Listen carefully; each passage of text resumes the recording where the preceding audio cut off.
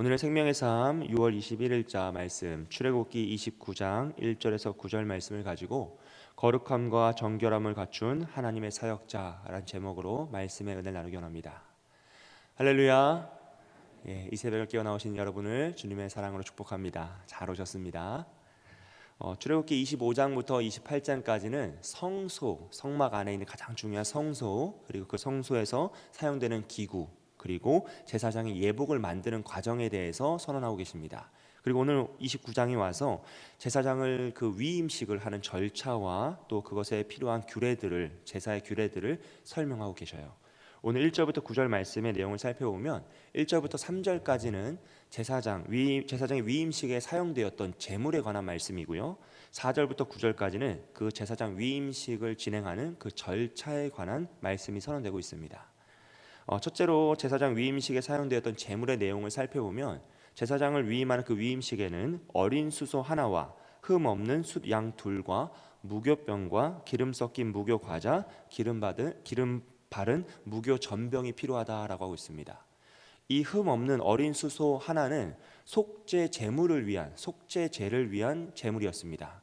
그런데 이제 특이한 것은 속죄일에 이제 다른 율법에서 속죄일에 이스라엘의 온 회중의 죄를 속죄하기 위해 제물을 바칠 때 어린 수소 하나를 바쳤어요. 그런데 제사장 한 사람의 죄를 사하기 위해서 속죄제를 드릴 때 제물이 어린 수소 한 마리라는 것이죠. 곧 제사장 한 사람의 죄는 온 이스라엘의 회중의 죄와 무게가 같다라는 것이죠. 여러분, 이것은 일반 신자와 불신자의 죄값이 하나님 보시기에 다르다는 것을 의미합니다. 오늘날 성도의 죄는 불신자의 죄와 다르다는 것이에요. 믿는 자는 더 온전한 삶을 살아가기 때문에 그 직분에 의해서 그 하나님 보시기에 죄의 값이 다르다라는 것을 설명하고 있어요. 왜냐하면 이 속죄일에 족장이 또 속죄할 때는 다른 숫 양을 드렸어요. 수소가 아니라 숫 염소나 숫 양을 드렸죠. 좀 더 이제 작아지는 거예요, 제물 자체가. 그만큼 제사장이라는 직분에 대해서 하나님은 크게 보시고 또 그의 죄의 값을 무겁게 보신다라는 것을 우리가 살펴볼 수 있고요. 흠 없는 숫 양 둘은 번제와 화목제를 위한 제물로 사용되었고요. 무교병과 기름 섞인 무교 과자, 기름 바른 무교 전병은 고운 밀가루로 만들어서 하나님 앞에 향기로운 제물의 향기를 태워서 드리는 소제로 사용되었습니다. 이 무교병은 부패의 상징인 누룩이 들어가지 않은 것을 통해서 정결성을 의미해요. 제물 중에서 특별히 정결성을 의미하고요.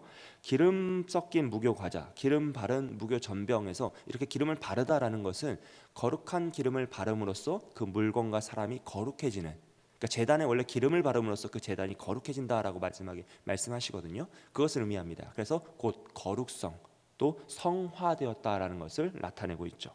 이 모든 것이 제사장을 위한 준비였습니다.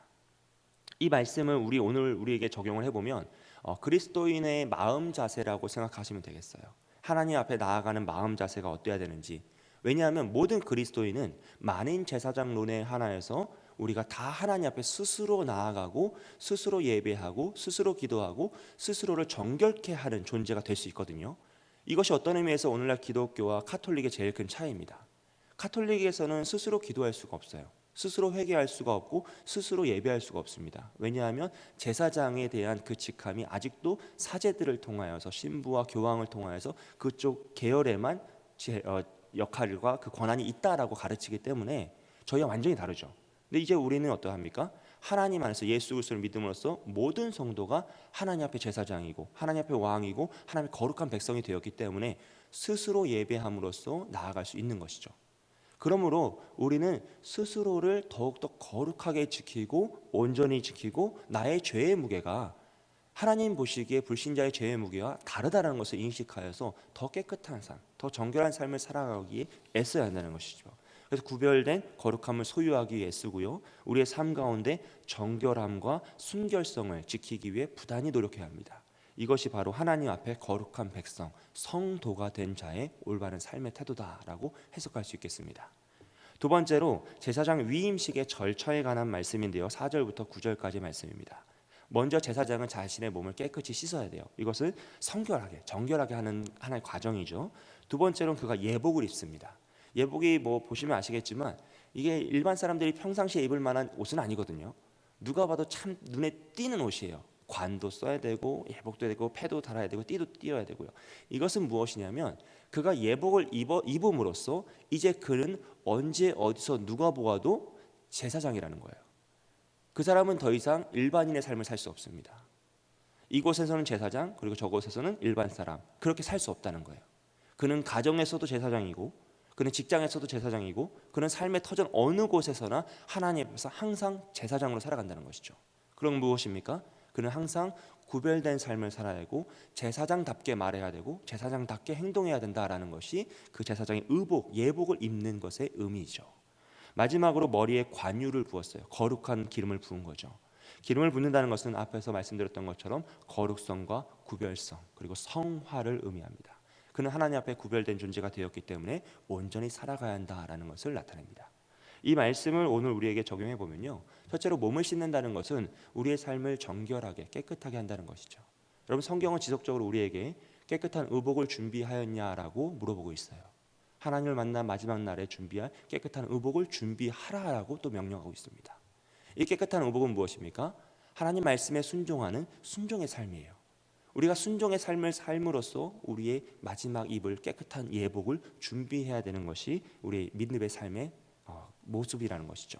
그것이 우리는 구별된 존재성을 가지고 세상에 물들지 않는 성결함, 정결함, 거룩성을 나타내야 한다라는 것입니다. 두 번째로 예복을 입는다는 건 역시 마찬가지입니다. 여러분, 우리가 그리스도를 믿고 이제는 죄인이 아니라 어떤 옷을 입죠? 주님의 의의 옷을 입는 거죠. 칭의, 의롭다 하심을 덧입음으로써 우리가 이제 더 이상 죄인이 아니라 의인으로 이 세상을 살아가는 것이에요. 그래서 언제 어디서나 누가 보아도 우린 그리스도인답게 살아야 함을 의미합니다. 여러분, 직장에서는 일반인이고 교회에선 성도이고 집에 가면 그냥 엄마 아빠이고 아들 딸이고 교회 오면 성도이냐? 그렇지 않다라는 것이에요. 우린 직장에서도 온전한 그리스도인이어야 되고 교회에서도 온전한 성도여야 하고 가정에서도 온전한 성도여야 되며 어느 곳에든지 누구를 만날 때에도 하나님의 자녀답게 말하고 하나님의 자녀답게 행동하고 삶을 살아가야 한다는 것입니다. 여러분, 이것이 우리의 정말 중요한 이 시대의 요구사항이고 우리가 온전한 삶을, 그리스도의 삶을 살아갈 때 반드시 필요한 것이다라는 것이죠. 그래서 오늘 우리는 이러한 착한 행실을 통하여서 그리스도인다운 삶을 통하여서 하나님의 영광을 이 땅에 나타내야 할 존재로 살아가야 하는 것이죠. 여러분의 삶을 통하여서 하나님의 영광이, 그리스도의 영광이 이 땅 가운데 나타나시길 주님의 이름으로 축복드립니다. 세 번째로요, 기름 부음을 받는다라는 것은 우리가 예수님을 믿고 거룩한 백성이 되었다는 것이에요. 이 기름 부음 받는 것은 우리의 힘과 능력이 아니거든요. 하나님의 강권적인 은혜와 무조건적인 사랑으로 우리에게 주어지는 것입니다. 그러면 우리는 거룩한 백성, 성도가 되는 것이에요. 그럼 기름 부음을 받은 것은 구별성과 성화를 의미한다고 말씀드렸잖아요. 그러면 우리는 구별된 삶을 살아야 되고 성화된 삶을 살아가기 위해 부단히 애를 써야 됩니다. 하나님은 우리에게 내가 거룩하니 너희도 거룩할지어다 라고 말씀하셨어요. 즉 거룩을 요구하시죠. 여러분, 신분의식이라는 게 있어요. 실제로 신분의식이 변화되면 그 사람의 삶이 변화된다라고 합니다. 이건 인디언 그 후손들을 가지고 이제 실제로 실험을 한 결과로 나타나는 것이에요.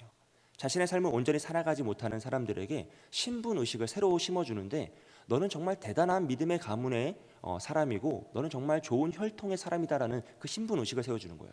너는 왕의 후손이고 독립투사의 후손이다라는 것을 막 심어줘요. 그러면 그들이 신분의식이 바뀌면 그 사람의 말과 습관이 변화되어 삶이 변화되더라는 것이죠. 그것은 무엇입니까?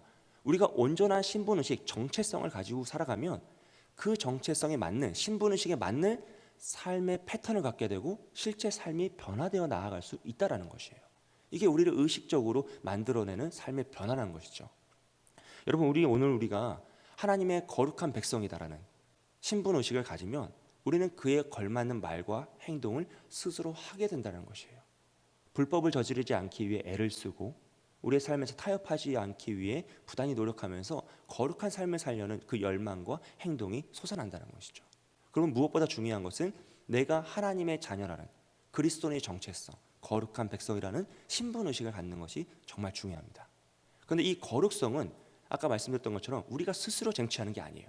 오늘 말씀에서 정말 재미있는 것은 무엇이냐면 수동태예요. 수동태. 1절 말씀해 보시면 제사장 직분을 위임하여라 그랬어요. 그리고 4절 말씀 마지막에 보면 그들을 문에 데려다가 물로 씻기고, 그러니까 목욕을 누가 시켜주는 거예요?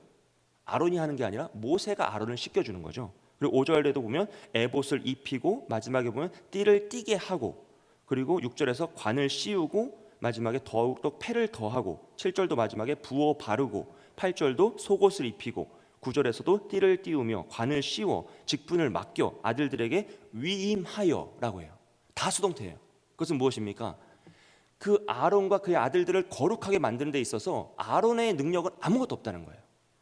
여러분, 아론이 모세의 형님인데 목욕을 누가 시켜줘요? 동생이 형님을 시켜주고 입혀주고 속옷도 입혀주고 겉옷도 입혀주고 띠를 띠게 하고 기름도 부어준다는 거죠. 이건 무엇입니까? 하나님이 모세를 시키셔서 아론에게 강권적인 능력으로 거룩성을 덧입혀 주는 거예요. 아론이 하는 것이 아니라, 그의 아들들이 하는 것이 아니라 하나님이 하신다는 것을 나타내죠. 아론은 무엇을 합니까? 아무것도 하지 않아요. 가만히 있어요. 가만히 있으면 하나님이 씻겨주시고 입혀주시고 기름을 부어주셔서 거룩한 존재로 만들어주신다는 거죠. 여러분, 오늘날 성도의 삶 역시 마찬가지입니다. 우리가 거룩성을 찾아내는 것이 아니라, 쟁취하는 것이 아니라 하나님이 우리에게 부여해 주시면 우리가 받는 것이고, 그 다음, 그 수동태의 삶 다음 능동태의 삶을 요구하시는 장면이 있어요. 이 말씀 후반부에 또 나와요. 그것은 무엇이냐? 거룩한 삶을 살아가는 것, 사랑을 실천하는 삶, 착한 행실의 삶은 우리가 능동태를 가지고 나아가 살아야 되는 것이죠. 여러분, 거룩은 하나님이 우리에게 이미 부여하셨습니다. 할렐루야. 이미 거룩한 백성을 우리 부르셨고 하나님의 왕같은 제사장을 삼으셨고 하나님의 자녀로 세워주셨어요. 거룩은 이미 우리에게 하나님이 부어주신 거예요. 그럼 우린 뭐 하면 됩니까? 능동태의 삶을 가지고 그 거룩을 나타나기 위하여서 빛과 소금의 역할, 착한 행실의 삶을 살며 이 세상에서 하나님의 영광을 드러내는 삶을 살아가는 것이죠. 사랑하는 여러분, 오늘 우리의 삶을 통하여서 하나님의 거룩성을 나타내시는 저와 여러분이 되시길 주님의 이름으로 축복드립니다. 우리는 어느 곳에 있든지 거룩한 주의 백성을 믿습니다. 그 거룩한 백성의 신분의식을 가지고 온전히 오늘의 삶을 살아가시길 주님의 이름으로 축복드립니다. 함께 기도하겠습니다.